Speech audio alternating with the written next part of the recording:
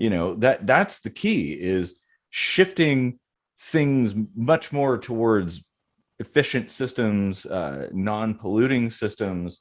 Well, as long as your energy doesn't come from polluting sources. But nuclear will solve that if we could fucking build nuclear power plants. Jesus. Everything we're talking about, we could certainly do, and it would probably be more cost effective and better for the environment. And we're not doing it because money, like profit. Well, they covered recycling, and at first I was kind of like, nah, recycling is good. But, like the more I thought about it, I was like, fuck, they were right. It is bullshit. Like, it is.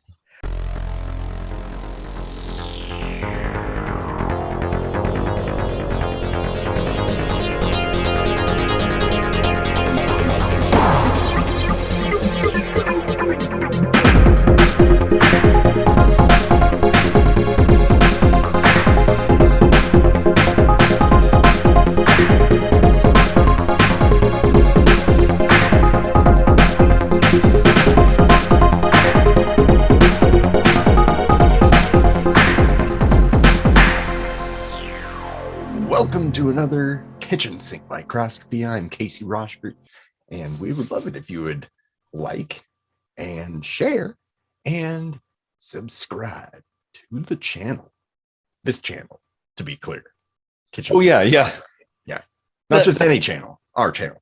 That's an important distinction. I mean, not that there's no other good channels, but ours is clearly the best. So subscribe. I'm Eric Rosenblatt, and we write our own music, and we Which usually is also clearly the best. It absolutely is the best. Like, it is indisputable. And our music is available online at places like iTunes and Spotify and stuff. So we actually play a short clip of the whatever song, some new song you've never heard before at the end of the show. So stick around and check it out. You can go to our website at ksmvidcast.com. That's kind of like the hub of everything, I guess. Well, or maybe it's hub. I don't know. So Casey, what should we talk about today? It's hot outside. Yeah, it is. It's bloody hot. Swimming hole. It's all over the news lately because there's been recent revelations in the data where climate change is becoming like an even more sinister scourge hovering above us, all around us, really. Oh yeah, I guess it would be, wouldn't it?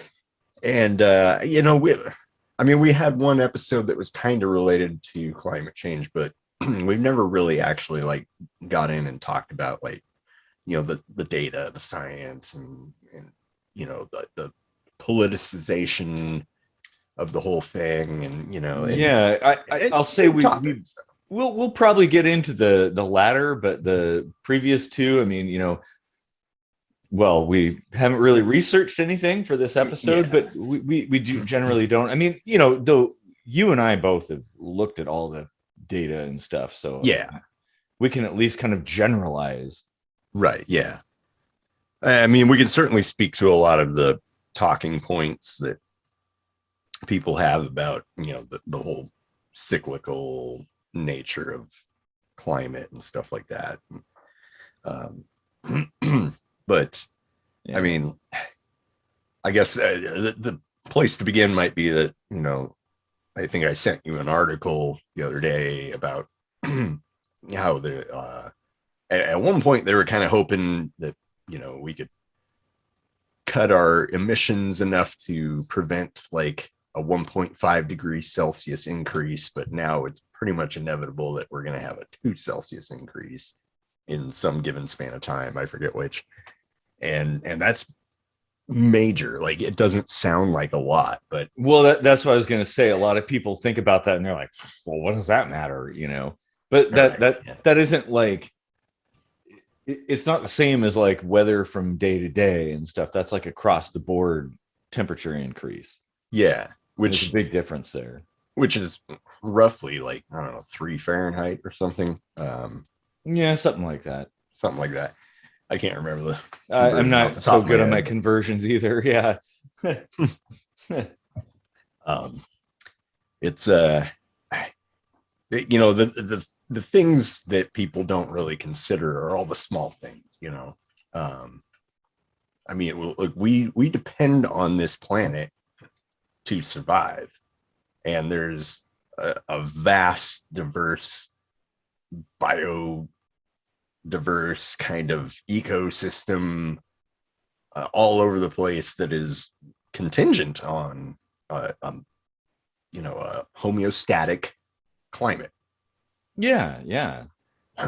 You know, the flowers are starting to bloom out of sync with the hibernation of bees, and that's creating huge problems. You know, bees are dying off and the flowers aren't being pollinated and blah blah blah. Well, the bees dying off is something entirely more or less. I mean, it's multi-leveled problem. Yeah, there, like there's a lot of factors there, and that's the climate's part of it. Yeah, yeah. I mean, to everybody, however you feel about things, I think the term Spaceship Earth is a good way to think about things. Like, it really is a little capsule that we're flying around in space in. Like, space is a dangerous place. It wants to kill you. Like, we can't survive in any other condition but on Earth, basically. Like, when we go out into space, we have to create Earth-like conditions to survive, you know, and the Earth is very complex. I wouldn't necessarily say it's fragile. Like, I think that some of the things that are happening might, as long as things don't get too out of hand, I think things will, you know, adapt. Will it be different? Yeah. But you know, that's the thing. It's like, there's no need to dismiss the goings on and say, oh, you know, it'll sort itself out in the dub, you know. Well, this is our home. This is our spaceship, right? In space. Like, we should protect it. Spaceship's a good analogy, because you know, like, a vehicle needs maintenance, you know, and you know, like, if you just piled all your garbage in your vehicle to the point where it was like interfering, you might want to like clean it out, right? Yeah. Why don't we have that kind of, you know, inclination with the planet we're riding along in space? Well, yeah, we should be stewards of that, you know. I mean, sure, there are forces beyond our control, like the sun and other such forces that we have nothing, you know, meteorites coming down and all that kind of stuff. We can't control that, but we can control the things that we have control over, right? Like, what we do, what we produce, and what we discard on the planet, you know, like, yeah. And sure, maybe 1,000 years ago, humankind was basically just kind of like a gnat on the back of Earth, you know, nothing to worry about. But now we've developed way beyond that. You know, we could nuke the planet into oblivion. We could probably even move it out of orbit, and we could spew a bunch of shit into the atmosphere that can completely kill us or change the environment, like, irrevocably. So, you know, we like, in my mind, I think we've got to be cautious about this stuff and be very careful. It's not to say we should go back to the Stone Age and that kind of thing. Like, we don't necessarily have to do that. We've got a cornucopia of potential different ways we can do things. Like, I mean, look at Seattle, right? Like, some of the buses down there have those like poles coming off the top of them that hook to the electric lines up above, and they're completely powered by electricity. Well, giant buses. They all used to be, and then they got rid of them, and now they're going back, and they're like, oh, maybe that was actually a good idea. couldn't we just run shit like that along the freeway, have buses and semi trucks and stuff on there? Like regular traffic flows in and out with those buses in Seattle. They could do the same on the freeway. Oh yeah, and it doesn't even have to be electric. There's all kinds of other propulsion technologies that could be utilized. Hydrogen or something like that. I mean, people have experimented with a lot of things, and there are a lot of options available. Wasn't there like a catalyst issue with? Well, no, that was water, wasn't it? Yeah, hydrogen. It comes down to how it's stored, and that is kind of a problem. It's pretty volatile. Yeah. Well, yeah. I mean, although it's not like gasoline. Gasoline is actually a lot more dangerous than hydrogen. If you ignite the hydrogen tank, it'll burn very quickly and be done with it. Gasoline dribbles all over everything and burns and keeps burning. You know, it's like it's actually kind of dangerous. Now, you know, it is, but the thing that troubles me is perceptions. People think like, oh, it's an either or kind of thing. No, I even personally, I envision a future where you have, well, I mean, anybody that knows me knows that I'm a huge proponent of nuclear power. Like, I think nuclear power is the singular solution that not only solves all of our energy needs, but also solves the environmental needs at the same time. Yes, there are some hiccups that have to be overcome, but we're good at overcoming problems. But I envision a future where cities are largely powered by nuclear, you know, for the vast bulk of their power. You know, for the central systems, individually, people have their own makeshift, whatever, you know, solar, wind, whatever works where you live, you know, because not solar and wind are only applicable in certain areas, certain conditions. They're augmented, kind of. Yeah, you know, like the idea, like you can't really depend on them, but they contribute enough to like ease the load. Yeah, you exactly. know. Like, and not everybody can afford to do it, and that's fine, because not everybody has to do it. It's like the same thing I was going to say with cars. I definitely see the future is trending towards electric cars and AI, self-driven cars, because that can also increase efficiency and reduce emissions, reduce energy needs, essentially. So you're going to have the vast quantity of people out there moving around, transportation, be largely electric, and largely computer controlled. And there will still be a few people with gas powered cars. I don't see that going away. There are certain applications where there's no other alternative. So it's perfectly fine as long as it isn't everything. You know, that's the key, is shifting things much more towards efficient systems, non-polluting systems. Well, as long as your energy doesn't come from polluting sources. But nuclear will solve that if we could fucking build nuclear power plants. Jesus. Well, yeah. So, I mean, if you break it down, like fuel on a molecular level is just, you know, a transmission of energy. Yeah. You don't have to combust carbon-based things in order to harness energy. No, there's many ways to do that. Yeah. So I mean, theoretically, I mean, I don't know, you could probably have nuclear powered cars. Like if you made the system, the nuclear system, ubiquitous enough, it would probably drive costs down. I mean, same with solar and everything. Yeah. Well, and I personally, I tend to poo-poo solar and wind as being kind of like not really like a large scale solution, like not a universal large scale solution. Nuclear definitely is, and there were experiments done, prototypes made for nuclear powered cars. I think it's entirely possible. Like because here's the problem is optics, right? People have seen that Chernobyl series. People like myself were alive when Chernobyl happened. People remember 3 Mile Island and World War II with nukes going off and stuff, and all the accidents that have happened, and they think that it's super dangerous. Like, oh, you have like, if you have this little tiny nuclear reactor in your car, oh, you could like obliterate a whole fucking city. Well, no, you can't.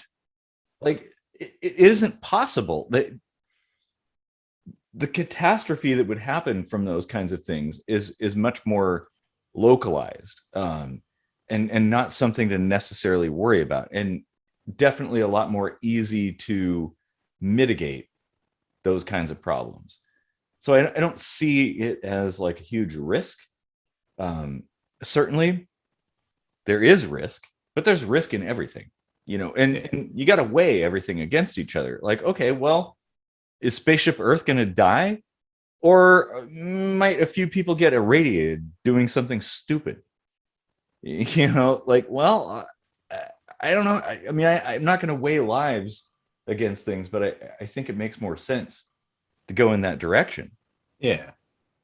I mean, so as far as solar goes, like, I think anywhere that you can, anywhere you've got like a whole lot of space that's just kind of being taken up and gets a lot of sun, like, and you have the means and stuff, I think it would be awesome to have solar there just to, ease the burden off of other methods and stuff. Oh, absolutely. I wholeheartedly agree.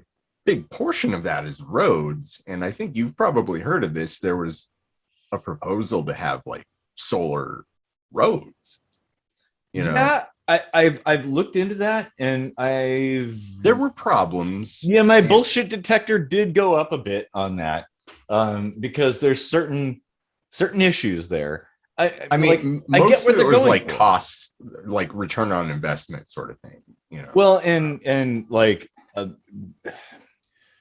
there's kind of a issue of logistics, like how it would work and wear and tear, and you've got cars driving over, and you have a planar surface that can't angle itself. Like, that's a huge problem because solar panels have to tilt towards the light, to get the maximum amount of energy. And if you're down on the surface, that's an issue. And with thousands of cars driving over it and rubbing it and grinding rocks into the glass, like, I mean, really, how long is that going to last? Yeah. I mean, it's a good proposal. It's like I don't think any idea is a bad idea. I think everything should be entertained. Like, yeah, we need options, right? And there's compromises, right? Like, because the main gripe was that, blacktop and stuff like that absorbs the heat. It traps it here on the ground, on the surface level. It keeps things much warmer. Like, if you walk through the city at night after a hot day, it's like way warmer than if you're out in the country. And now that's all cement and shit, well, like maybe a better solution for that, because I can detect some problems. Like, anything that's transparent enough for light to get through it is going to have very little traction, and that's one problem with cars, is they need traction. But glass is pretty versatile, and there was true, like they had some way to make it actually like very tractable. I don't know if that's quite the right word, but yeah, like grippy, I guess. Grippy. I'll just a state of grippedness. I mean, it could work in some places. I don't think it's a universal solution. Now, what you had said about heat retention of asphalt and things like that, make lighter roads. Well, there's more than one way to get energy. If you have a heat differential, you can utilize that to generate energy. Thermocouples and things like that can do that. So if there's a super hot surface and you go down a little ways and it's super cool, 20-30 degrees difference or something, well, you could generate energy Yeah. from that difference. Like Well, in Japan, Japan's always like ahead of the curve.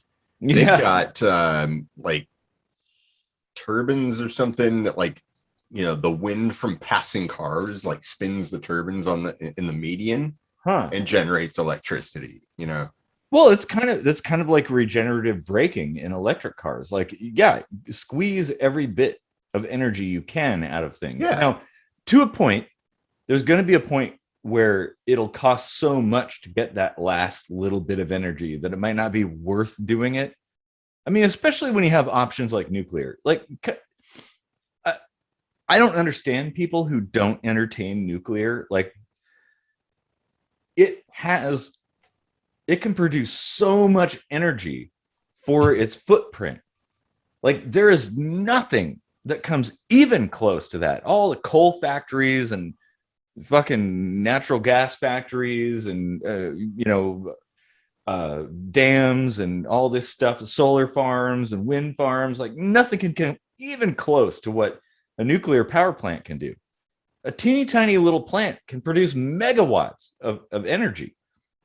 Like, yeah, there's the downside of disposal of waste, but my thought is if we have more of them, well, we'll sort out what to do with that waste, and we might actually find, if we dig into it, that we can use that waste to do more stuff. Because if it's hot enough to injure us, it's hot enough to generate electricity still.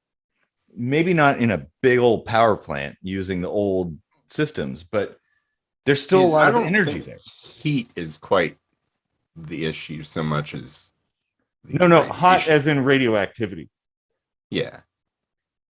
Like, how do you harness that? I mean, I'm sure it's possible, but do we know? Well, RTGs do. It's those little cells that use radioactivity to directly generate electricity. They use them in space probes and stuff like that. Yeah, RTGs. Like, maybe that's an option. Who knows? And I'm coming at from the standpoint of like, I don't know what the solution is, but I know a solution can be had in that regard. Like, somebody's going to figure it out. Somebody's going to want to make some money off of some junk, and they're going to find a way to do it. That's exactly how oil came to exist. Like that's why we use petrol today. Yeah, like the clinging to the traditional oil, is just, it's like holding us back from coming up with so many cool ideas. I can't think of anything else that's stopping us from coming up with cool shit. Like everything we're talking about, we could certainly do, and it would probably be more cost effective and better for the environment. And we're not doing it because money, like profit. Well, and there are a few systems that are going beyond that. Electric cars are not something that has to be mandated for people to want. They actually want them. Like, you don't have to give someone an incentive to buy a Tesla. People like give their right leg for a Tesla because they're freaking cool. If I could buy the Tesla Cybertruck today, I would buy it. That thing is awesome. And it's an electric truck, like, that looks like it's something out of some 80s sci-fi movie. It's freaking cool. Like, and so I think things are shifting on their own, at least in the US. That's the problem, is like, we are not a global community. People are territorial. We see things nationalistically.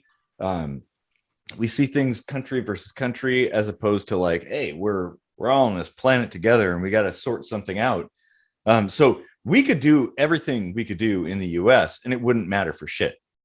Because like India and China, although China's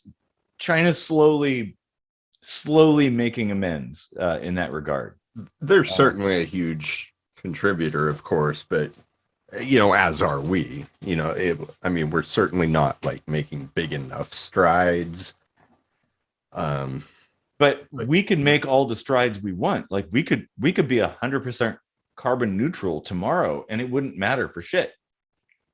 That's the problem, is all the other places who are damaging things without a care in the world. And well, I mean, like, I guess this is going to kind of diverge into Star Trek territory. Like, do we need, like, even before aliens make contact with us on a global level, do we need to like globally harmonize ourselves in order to save ourselves from sheer destruction? Because like, how else is that going to happen? Like, I agree, but it goes deeper than just the environment. There's a lot more at stake there. Well, those countries, I'm sure they would love to save the earth, but like economically, the US dollar like dominates the world and they're kind of shit out of luck. Like the yen. And the US dollar is pretty much dependent on its status as being the world's reserve currency, being traded for oil, things like that. So the dollar's value is tied intimately to oil, which is a huge problem. Yeah, like money in general just like seriously someone needs to hit reset, take the cartridge out and blow on it, and like, like start over. Like, well, if more people use stuff like Bitcoin, hell, even Dogecoin, none of that's still gonna like fix anything unless it actually just needs to be like everyone starts from fucking scratch. Well, like the problem, the reason why I say things like Bitcoin is because it's decentralized. There's no central authority dictating it. It's finite. That doesn't matter with shit as far as supply and demand and cost and value and stuff. No, supply and demand makes it what it is. But like things are incremental. Like you can have all the wishes you want in the world about how things ought to be, but you have to realize things happen in stages. People can't just flip from one thing to another. It's not like a light switch. You have to make incremental changes, and those changes have to be towards a certain end, I guess. And I see crypto as kind of being one of those changes. And that, I mean, it is a little bit of a divergence from the original topic, but I think it is kind of related. Because if everybody goes towards things like Bitcoin, then, well, the US dollar is kind of irrelevant at that point. And a lot of the wars we fight, and keep in mind that a lot of the carbon emissions come from military action as well, like all the military aircraft, the vehicles, the ships, all this stuff, all out there to fight fucking pointless wars over propping up the petrodollar. That contributes heavily to that. I'll say this: if other countries accept Americans spending cryptocurrency, that might be a gateway to transition. Well, the stranglehold the US dollar has on the economy of the world is so far-reaching, so strong. You're right, and they already have. Most countries, and by countries I mean the people of a country, have embraced cryptocurrency. It's just that even our own country, the US, is fighting against it. They don't want it, and they won't accept it for paying your state bills. So you can't pay your utilities, you can't pay your taxes in crypto. You have to pay US dollars. So it does involve some exchange into US dollars in order to pay those bills. And other countries are doing the same thing. Some countries they panicked because they're like, oh my God, like this crypto thing, this is going to ruin us. So Russia banned crypto. Of course, they reversed it because they realized you can't ban crypto. China is on the verge of doing the same thing. And the US is fighting to try to, quote, ban it even though you can't. But it all comes down, like, because you and I can trade in Bitcoin all day long, no problem. Like, I can buy something from you in Bitcoin. You could buy something from me in Bitcoin. I could buy something from some dude in China in Bitcoin. You could buy something from some chick over in like Uganda in Bitcoin, and everything's good. Like, nobody cares. But when the tax man comes, when it's time to pay your taxes, they don't accept Bitcoin. So it delegitimizes that. And it makes it, because, okay, at some point you have to convert this into your coin of the realm to be able to pay those bills. And that is the major hurdle to overcome, is for global acceptance of this. Yeah, I mean, I'm not like an expert economist or anything, but I would think that, like, for a government to recognize the currency, I feel like they would need to have it regulated just for ease. Well, so I kind of understand why they're like hesitant to. Well, the problem with that is the second you regulate something, then you're back to square one. You're back to the US dollar and the bolero and things like that. Like, well, that's the appeal of crypto. Well, hang on, let me ask you a question. When we had the gold standard, was that regulated? Yeah, for the most part. I mean, it was regulated in the sense that the dollar was tied to a quantity of gold that was held. Exactly. So, and you say that's the strong thing about Bitcoin, is there's a finite amount, right? Yeah, as long as that doesn't change, whether it's regulated or not. It's algorithmic, though. That's one of the things that makes it different. And you don't need regulation at all. It's self-regulating. I would encourage anybody that doesn't know about Bitcoin or other crypto to look into it, like how the algorithm works, how blockchain encryption works. Like, just get a fundamental understanding of it. I have no idea what blockchain is, because when I worked in ophthalmology research, our CEO used words like blockchain in regards to our research, and I was like, the fuck are you talking about?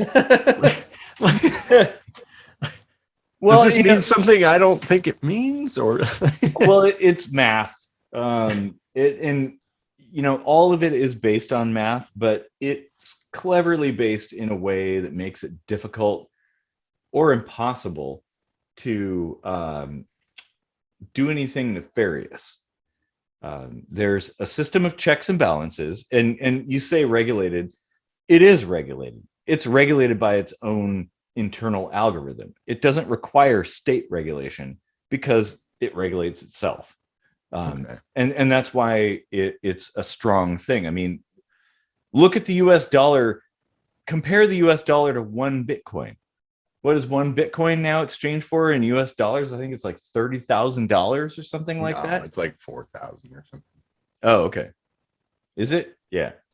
Yeah. Sorry, I've had a little too much beer. My decimal, moving the decimal place. 3 or 4,000. Well, no, maybe I'm thinking. Actually, I can look it up real quick. Yeah, because I'm pretty sure it's more than what you're saying. I might be thinking of Ethereum, actually. Oh yeah. Okay, you're right. Yep, Ethereum is like the 3,000 range.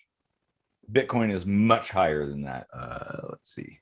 Oh yeah, $45,451.12. Hey, so I'm not as drunk as I thought. All right. And yes, I was thinking of Ethereum, which is $3,139.18. Yeah.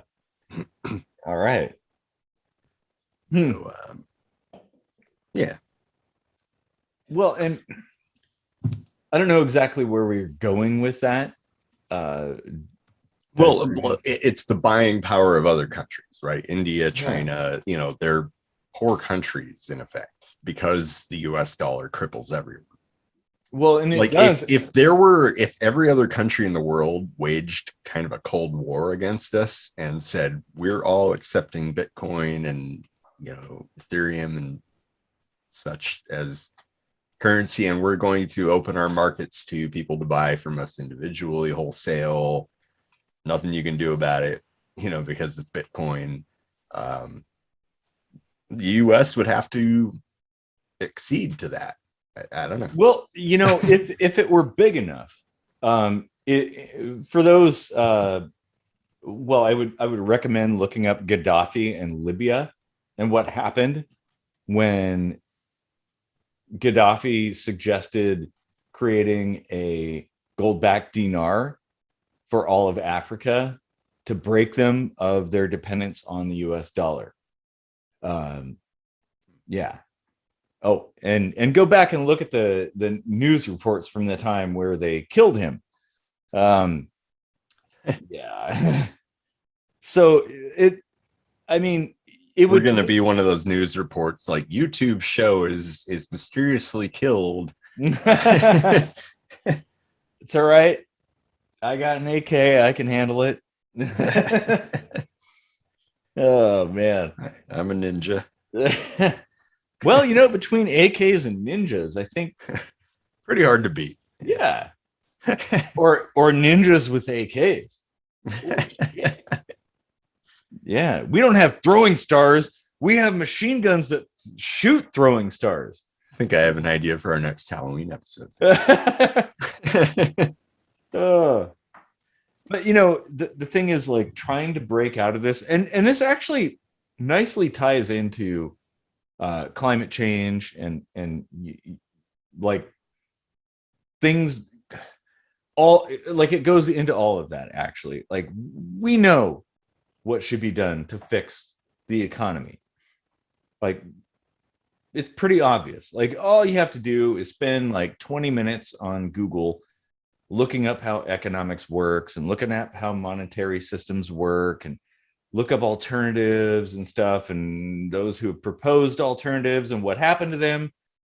And this actually nicely parallels the planet, like climate change, like the environment.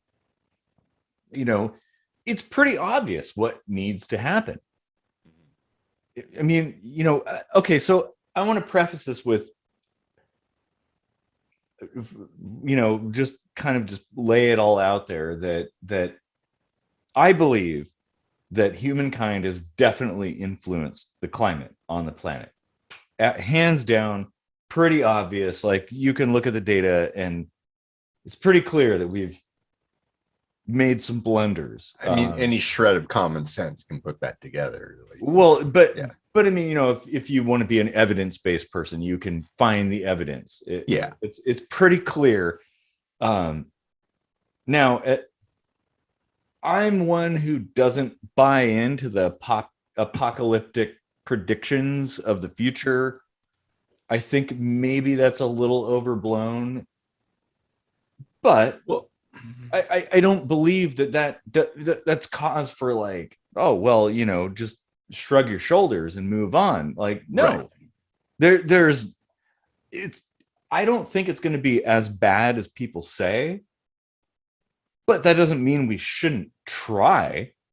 Right. And it doesn't discount that it could be worse, because, like, this recent article, like, they had assumed it wouldn't be so bad, and it's actually kind of looking worse than they had been. Like, all the while, like months ago, you were probably saying the same thing, saying, oh, they're probably overblowing it. And now the evidence is kind of showing that, oh, they weren't actually, like, thinking big enough. Like, it's actually worse than we thought. Well, yeah, like, but it's hard to predict the future, it really is. It is. And with complex systems like the Earth is probably the most complex system we know. It's very difficult to say what will come of certain states, right? Like states of being, I guess, data. Like, it's very simple when it's like one or two variables, but you add in like 10,000 variables, and all of a sudden, well, who knows? Um, and that's the thing. I would say, like, people shouldn't freak out, but we should do what we can. Yeah. Here's the Like, thing that bugs me the most, right? Like, it always comes down to what it costs. And we made up money. Money that's isn't a good real. point. Yeah. Like the earth is real, the air we breathe is real. All these things that are being threatened are real, tangible things. And we're like, well, we can't really do anything about it because money.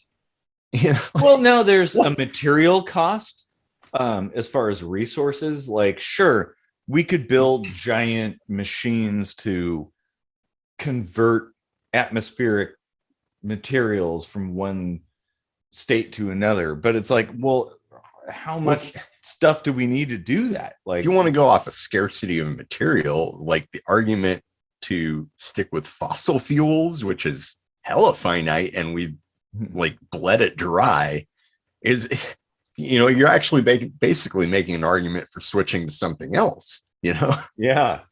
because like, That's if that's the argument, like the scarcity of materials, like, shit, we could basically pick any other form of energy, and if we just didn't care about what it cost, like if we dropped the notion of fucking money for a second and just tried to fix the planet, it'd be fucking night and day. Well, and that is, of course, predicated on the idea that the powers that be could actually do that.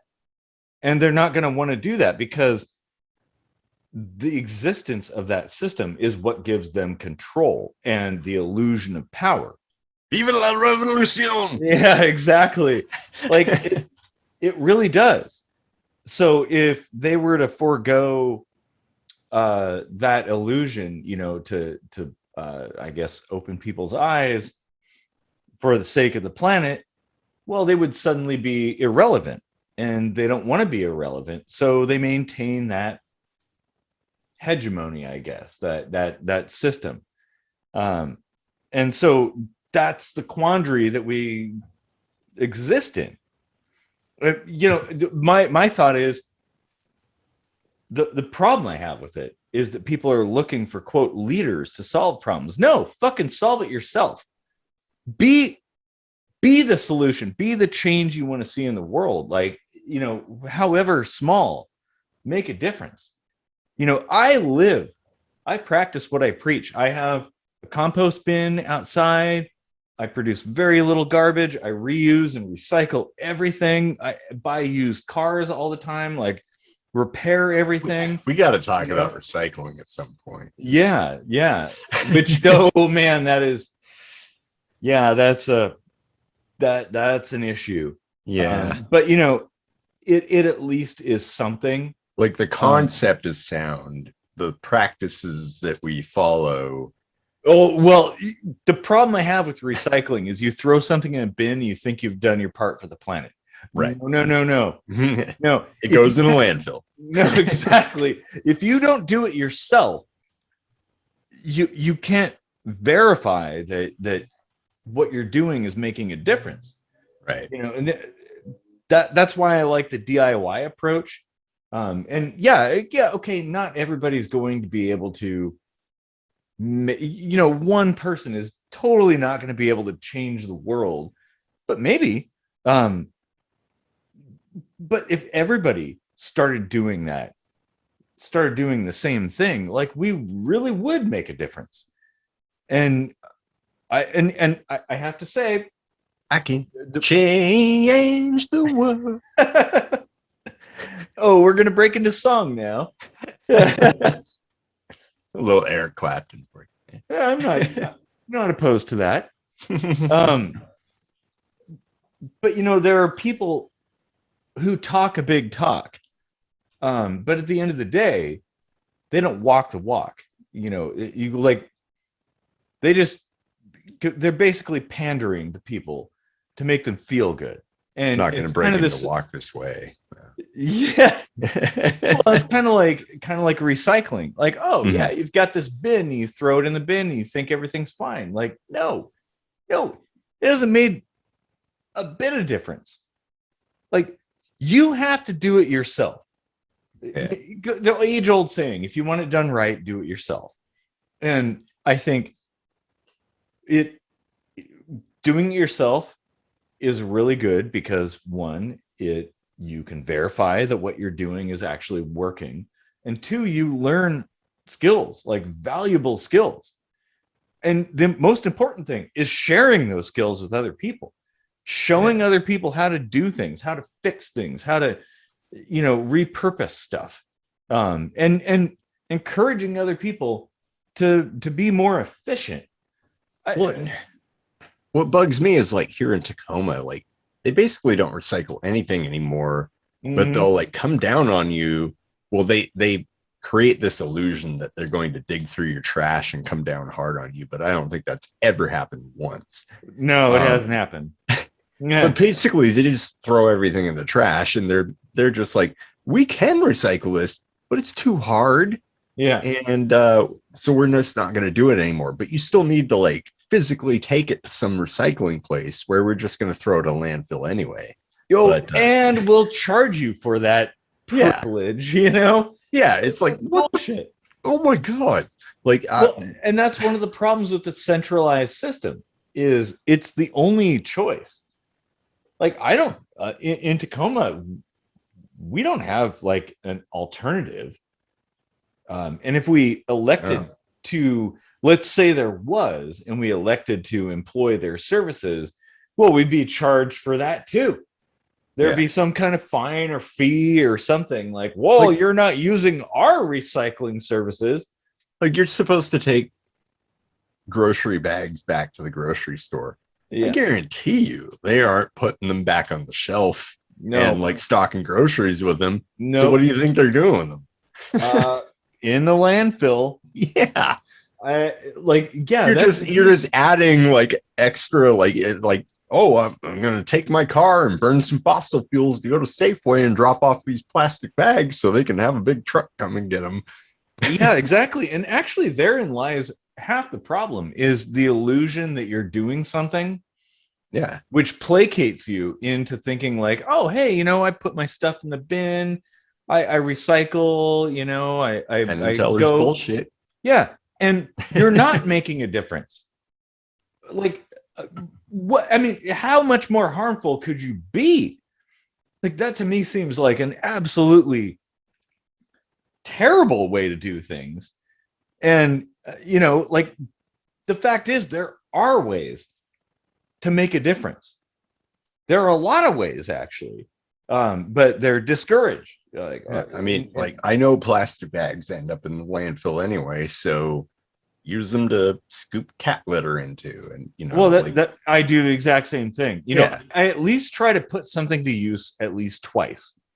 And I mean, eventually things end up at a landfill, and landfills aren't as bad as people say they are. But it's still at least try. Well, and they get power from landfills too, the methane. Yeah. So it's not 100% loss. Yeah, exactly. To throw something away. And of course it's not like you can have like perpetually renewable energy or whatever, like the laws of entropy and thermodynamics and stuff like that, blah blah blah. But, and resources too. I mean, I think as far as I understand it, the only things that can pretty much be recycled with the least amount of loss are like aluminum and glass. Oh, really? Yeah, glass? That's about it. Like, glass and aluminum are the two things that you can like melt down and reuse over and over again. And I would say put glass in the recycling in Tacoma. I know, exactly. Bullshit. I thought it was like super hot heats or some shit they can't do anymore. Like, I throw glass bottles away now because of that. And that's bullshit. I've resorted to buying cans, and beer in a can tastes like shit versus glass. That's true. And it sucks. And now aluminum, okay, here's the thing. If you're going to recycle anything, like fuck paper. Paper is bullshit. Don't recycle that. Just throw it in the garbage. It's fine in the landfill. It's okay. We could grow more trees. And we should be growing more trees, by the way. But aluminum, so aluminum comes from the ore bauxite, and extracting bauxite from the earth and refining it into aluminum takes a huge, like ungodly amount of energy. But to melt this can, I can do this with a torch. I can melt aluminum down with like a hand torch and turn it into a little ingot, and I can make my own aluminum stuff out of it. It takes very little energy. Huh? Aluminium. Aluminium, yeah. It takes very little energy to melt aluminum and turn it into something else.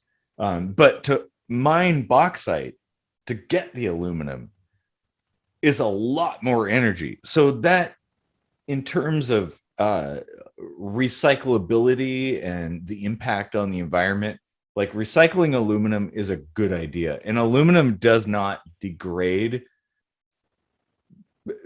to any significant amount when it's melted down and reused. We could just get Mike Tyson to get the bauxite out. Different kind of boxing. but that's the thing. It's like, you know, I'm a dumbass and I know this shit. You know, like Bauxite. Is that like an alloy of metals? Like what? It's an ore. So it's like, you know, rocks that you dig up. The aluminum ore. But it's not really metal, is it? It's an aluminum, like, is it aluminum oxide or something? Like it's different chemically than like raw aluminum. But to turn that into aluminum metal, like a beer can, takes a huge amount of energy, and that we have to pay for that energy. And I don't want to say pay like as if it's money, like pay from a resource standpoint. Like there's energy that goes into that, and that energy comes from somewhere, you know. But to melt this down and reuse it takes very little energy comparatively. And so like recycling kind of makes sense. I mean, it really depends on what happens to stuff. I mean, I would encourage everybody, go to your local recycling center and see what the fuck happens there. Most people don't. They just throw stuff in the bin and they're like, well, I'm doing my part to save the planet. Like, what did you know what happens? Well, how do you know they're not just like taking stuff out of your recycle bin and throwing it in the landfill? Which how do you know? Yeah, exactly. Like they probably are. All that plastic and paper and all this stuff, it just goes into the landfill. Well, yeah, if it's paper that can fall through the conveyor belt, it just goes in the landfill. So that your receipts and, you know, like the little end that you tear off of the Coke box or whatever, you know, like, yeah, all that shit just ends up in the landfill, and probably the rest of it too, you know. Well, and there's a little piece of food on it, we can't do anything with that. Yeah, oh, they're gonna that won't combust at all when we burn this down. And they will always find a piece of food that, like the whole pizza box thing. Like, oh my god, yeah. But fucking pansies, a lot of them. Yeah, I mean, there are definitely ways to recycle things, and you know, I think there's a little bit of a focus on recycling, although I think it makes sense because it's the whole Spaceship Earth thing. Like, there's only so much resource here on this planet, and we've extracted a lot of it from the Earth. Why waste anything that can still be reused in some fashion? You know, I totally agree. Yeah. And this is the thing, like, that I implore for all the people out there who don't think there's any kind of environmental impact going on and stuff, but you're a prepper or survivalist, like, well, one of the like key things is being able to like be super efficient with what you use. Like reusing things is super important. Like I feel like there's some kind of connection there where a lot of disparate people who may disagree on a lot of things might actually agree a lot if things were shown in a certain light. Yeah, I mean, like you have that entire room full of like plastic bins of bug out gear, which I don't know how you're going to bug out in anything other than like a fucking like 36-foot semi truck, but well, it's more like a bunker in situation. That's if I can't leave in the boat. But it's like you could put all that in Safeway bags. Yeah. Well, yeah, and I may not need so much stuff if I learn new ways of efficiently using materials, like reusing things. And that's something that I think is lost on people. Like we used to do that here in the States.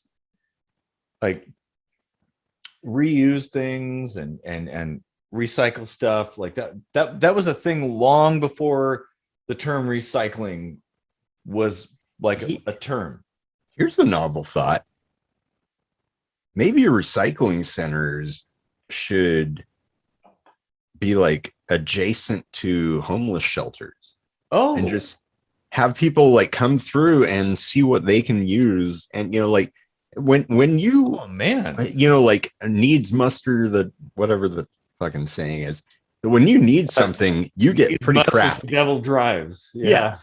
You get pretty crafty. So like if you're homeless and you wander into a recycling camp and you see something like you could repurpose as something else, like that's recycling.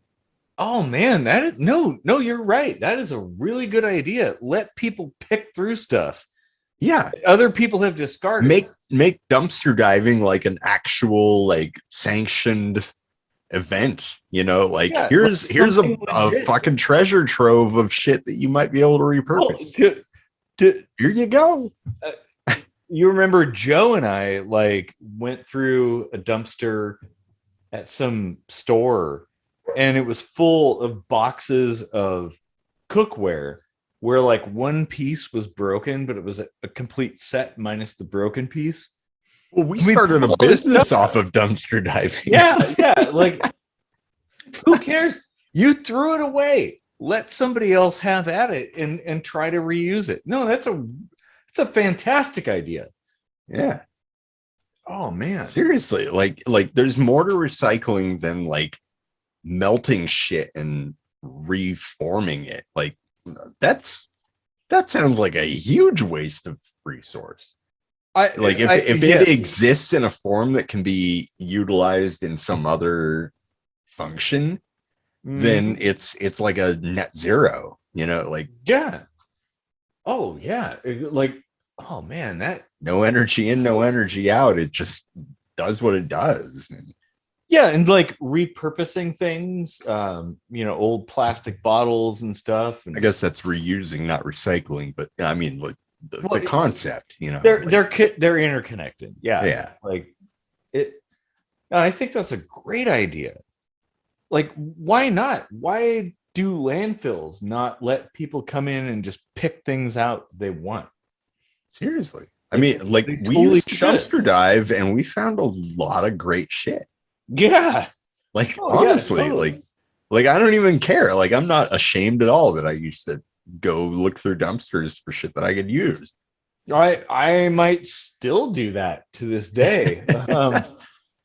I mean, and yeah, I could buy whatever I want, but you know, why? Remember we used to find like entire books and they would just tear the cover off or whatever. And it's like, these are entire books. Like you can have like an adventure, you know? Well, at least the rest of the, like the meat of the book is there, I guess. Yeah. Yeah. I mean, the shit we throw away, Jesus Christ. Mm-hmm. Yeah. No, that you're right. Like, why do we throw that stuff away? And if you see someone digging through your trash, like, chill out. I Like, have. I saw a dude like one time digging through my recycle bin, um, pulling out all the beer cans and stuff, and like yeah. putting them in a bag. And I'm like, haha, you're heading to Portland, aren't you? Like, okay, that's awesome. Yeah. It's one thing if you're somewhat like my landlord digs through my trash to like sort out what could have been recycled or what shouldn't be recycled. And I was like, fuck it, I'm just not recycling anything anymore because it all goes to the landfill anyway. But that's one thing. But if you need something and you're digging for it, oh well, like No, go for it. I really like that idea, like giving a second chance to things. People that don't have stuff, looking through the stuff that people have thrown away, and be it TVs or computers or One pop person's cans. junk is another person's treasure. That very true. Yeah, and I if we just simply reuse things once, we'd make a huge difference. Yeah. Just one time is all it takes. Like you said, the trash bags, the uh, shopping bags that reused for cat litter. Like, I'm Yeah. so annoyed that I can't get those bags anymore because those were the cat litter bags. I know. Like, uh Well, in the pandemic, they started using them again. So, and they're still using it. okay. But yeah, I mean, like that's the thing, just if you can reuse it, reuse it. Yeah. Like why not? Yeah, we trash way too much shit, We do, and something that like really annoys me is packaging. Like, how much fucking packaging and how much of it is plastic? It's really, really annoying. Like, don't okay, yeah, maybe I'm a little bit annoyed at that stuff that you have to cut with scissors, cut that fucking shit that cuts your hands and Well, stuff. Like, most of that is for security purposes, not like any other practical purpose. no, it's true. You're right. Which is bullshit. Like, Mhm. if you're gonna do that, just make it out of something else. Make it out of metal. I don't know. Like, Yeah. just make it so that like the cashier has to hand you a fucking key to open the container. Like Yeah, whatever. exactly. Or why not that? Why not everything is just like in a container, and when you pay for it, the cashier unlocks it and hands it to you package free. Yeah. Oh, and then the containers go back into Exactly. the store to contain the next product. Fucking A, yeah. Like, Yeah. why hasn't anyone done that? Like, let's open a grocery store where all the packaging is 100% reused. Mm-hmm. Everything that is like molded to fit a thing gets taken off when you buy it, Mm-hmm. and it goes in your bag. Like eggs and shit like that'll have to be like the odd, exception. There are definitely going to be exceptions. Yeah. But like for the most part, everything you buy, the packaging just goes in the goddamn garbage. Yeah, and that's something that like really pisses me off. Is how even much egg cartons do, honestly, but you can use those as soundproofing. you definitely can, and now they're made of paper, so it's kind of an eco solution. I guess it's made of trees. And making things out of trees does encourage making more trees, and that's good.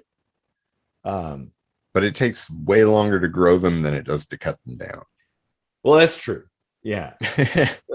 So there's a little bit of a like a lag there. yeah. Hmm. A little bit of a catch up on the economy there, but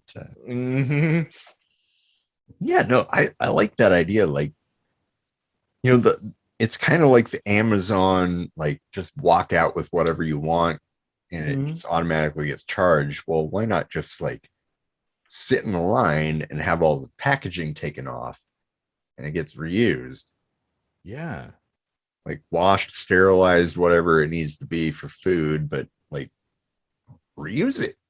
Why not? Well, yeah, and there's a lot of products that are not food products that have these stupid fucking blister pack things that cut your hands. You have to cut them off, throw them in the garbage. Here's some batteries. Some dumbass child might swallow a battery, so we're going to make it really hard to get into for somebody who's like 30 years old and has a six-pack, but they still can't get into the goddamn batteries without like having to go to the emergency room for a laceration.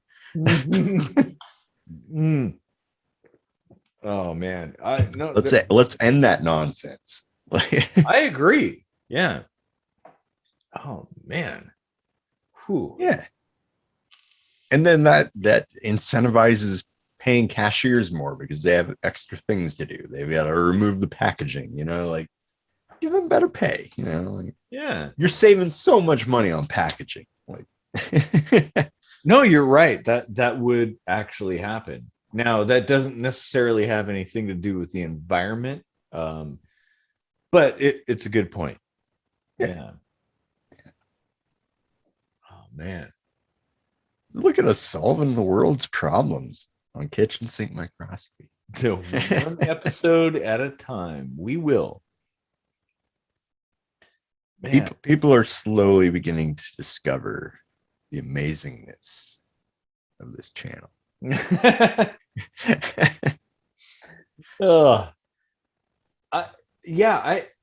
mean, the energy problem is definitely a thing.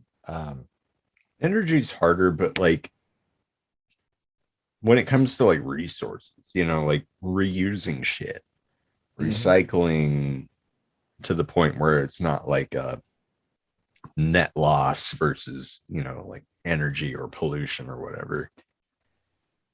You know, things like that really can add up. That's true. You know, and I kind of tend to think about like Spaceship Earth kind of stuff. Like, how are we impacting things? You know, well, I grew up watching Star Trek, so I think about things in that kind of context. But that kind of dictates everything I do. Geez, you could even have a like conveyor system.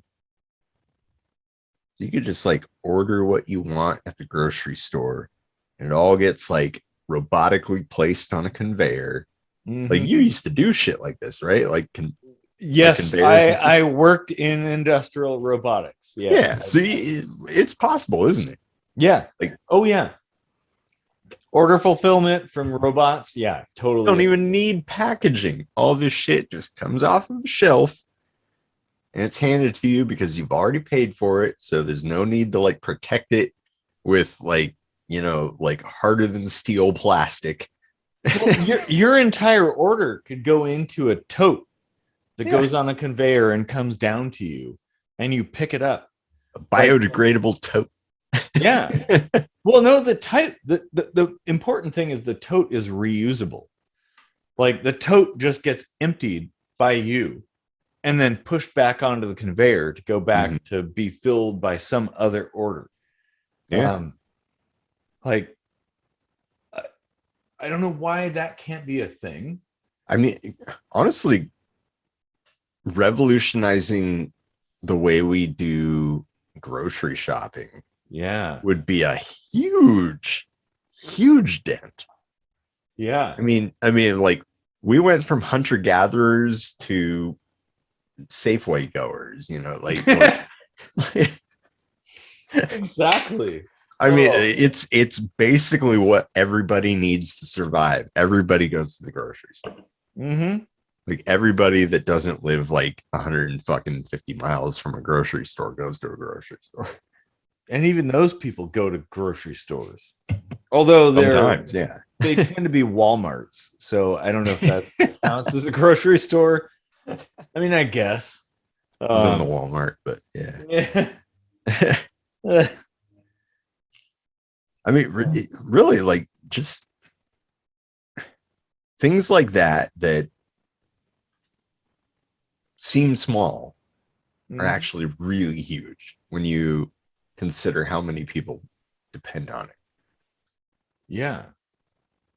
You know, and I'm sure there's a million other examples that we could think of just off the top of our head. You know, like if you just take a day and try to be mindful of what it is that you're discarding and how it might have other purposes or how it might be superfluous. Like there's no real reason to have it packaged other than like theft prevention or, you know, stupid prevention. Like now Tide Pods are fucking like, you know, like guarded by the NSA and spray paint cans and things like that. And you know, theft prevention like doesn't require that you have a disposable package.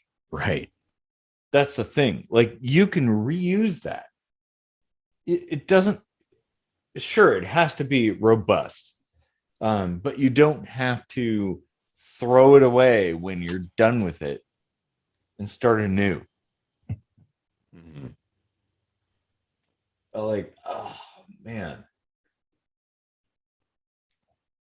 I'm starting to think like, how can we have reusable ammunition? Well, shit, my dad back in the 80s, 70s, and 80s used to reload his own bullets. He would police his brass and buy gunpowder and make his own bullets. So you can totally do that. Yeah, exactly. Like, and if you could do that with ammunition, you could do it with anything. In fact, one time his garage caught on fire and he had a whole bunch of gunpowder in there. Oh, shit.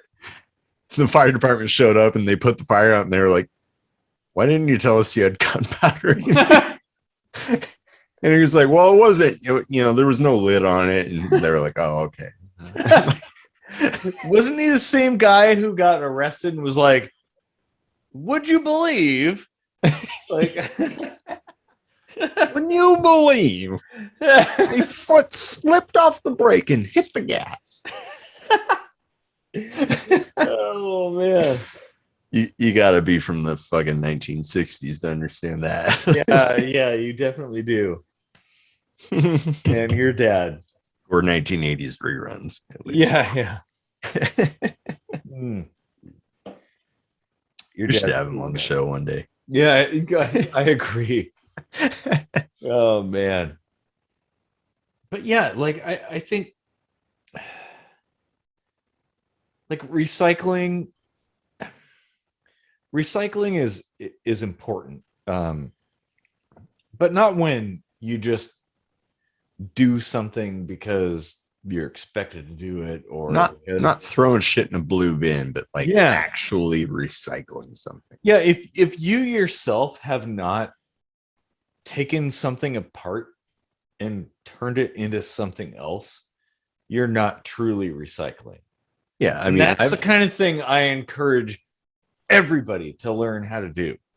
I've got like empty coffee cans or pasta sauce jars or vitamin bottles that I keep tools or coins or, you know, like just little shit like that. You know,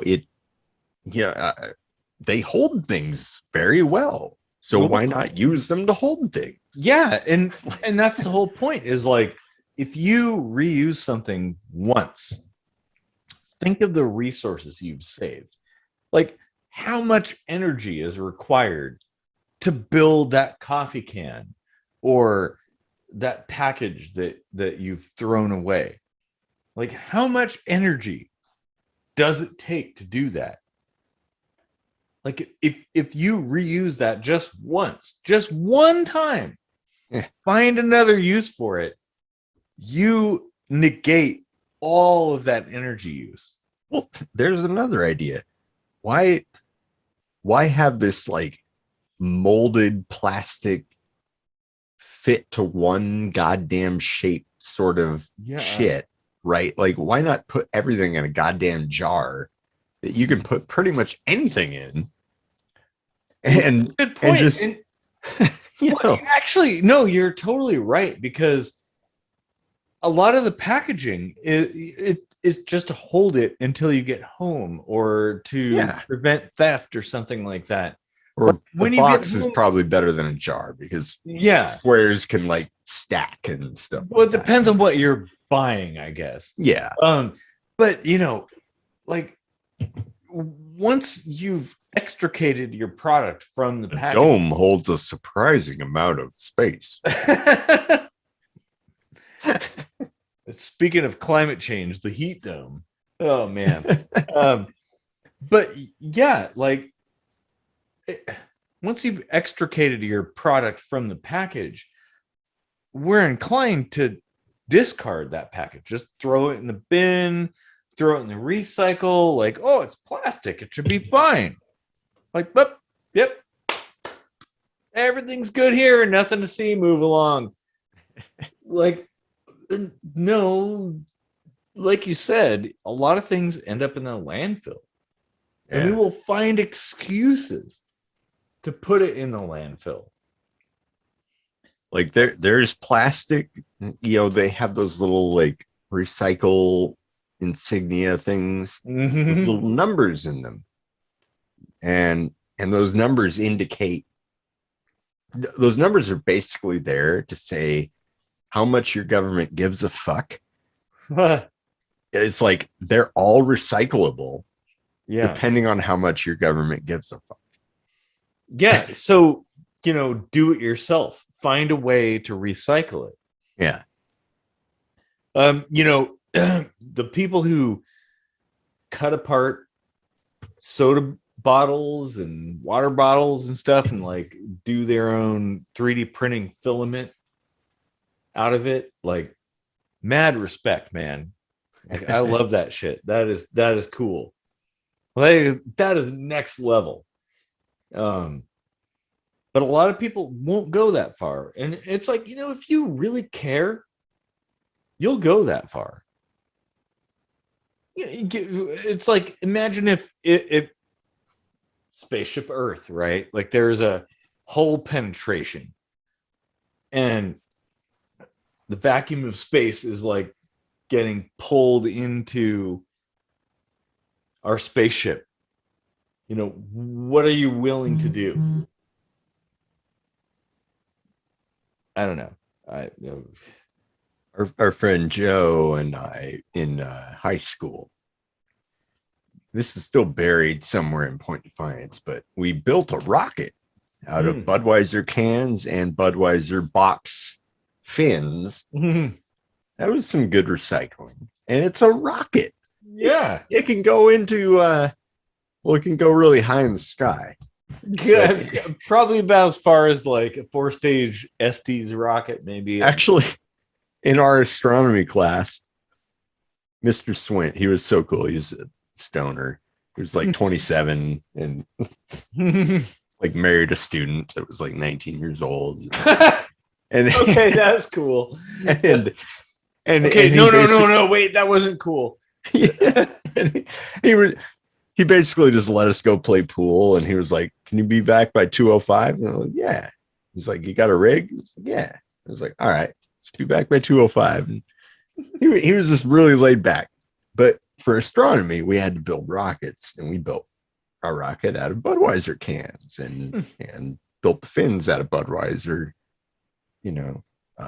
boxes, and we put that in a little time capsule, and there's still somewhere a rocket that actually triggered an airspace violation.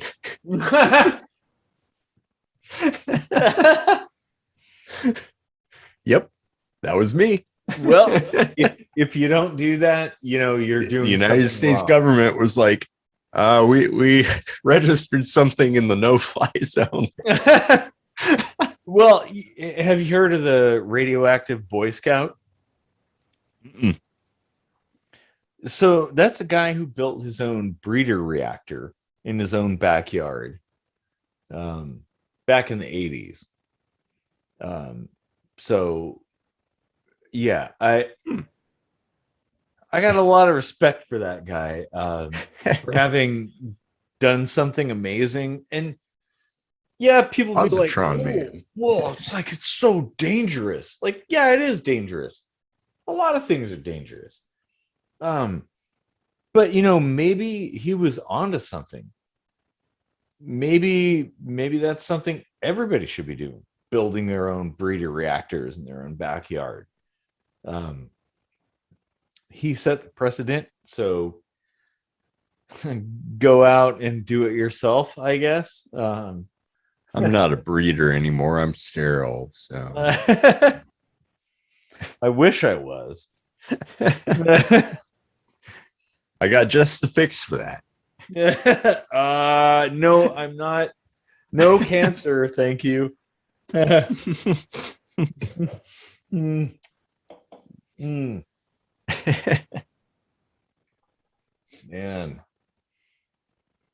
But yeah, I think like a lot of people believe they're doing something for the environment when they do what the state tells them to. Like, oh, just recycle.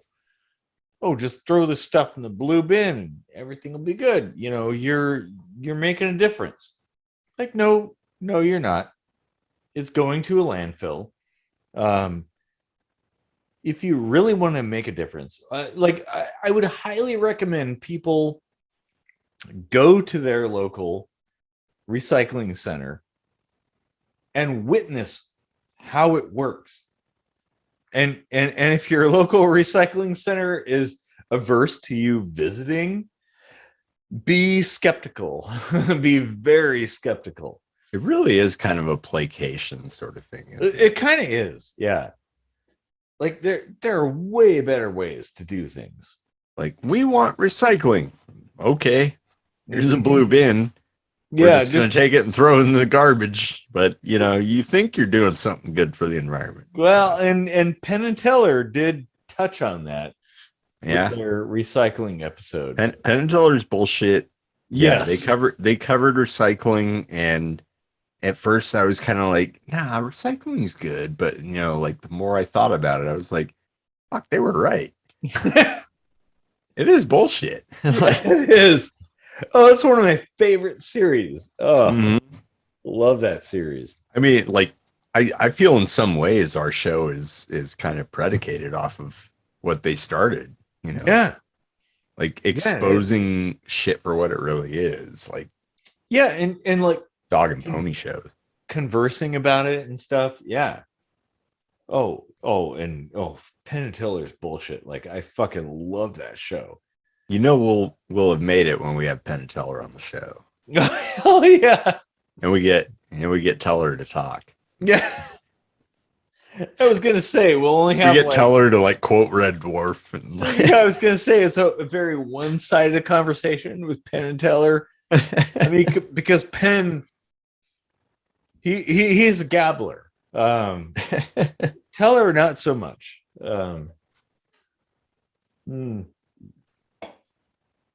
Yeah, I think this show is